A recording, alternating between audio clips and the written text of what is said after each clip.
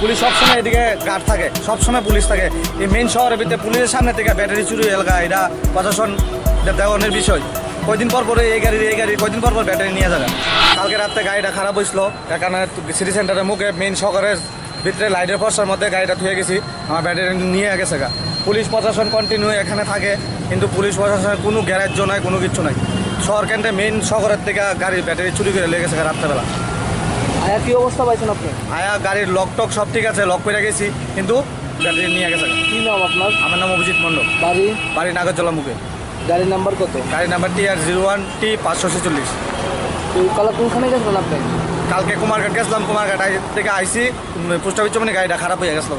খারাপ হয়েছে বলতে ঢাকায় আনছি, আমি কই এই জায়গাটার মধ্যে, এই জায়গায় শহর আছে, লাইটের পয়সা আছে, এই জায়গাটার মধ্যে রেখা দিই, এই জায়গাটা রাখছি, কিন্তু গাড়ি ব্যাটারিটা নিয়ে গেল। পুলিশ কি কইছে এখন? পুলিশ এফআইআর করে আইসি, জানাইছি, পুলিশ কইছে ঠিক আছে আমরা দেখে গেলো, দেখে জানাবো। আমি নাম্বার রাখছি, তোমার ঠিকানা রাখছি। শহরের প্রাণ কেন্দ্রে এরকমভাবে গাড়ি বাইঙ্গে গাড়ি থেকে ব্যাটারি নিয়ে গেছে, পুলিশ কতটুকু ডিউটি করছে মনে করে? পুলিশ তো রাত্রেবেলা মনে ঘুমিয়েই থাকে না, তারা ডিউটি করে না কোনো জায়গা থাকে গিয়ে, সেটা নিজেও কইতে হয় না।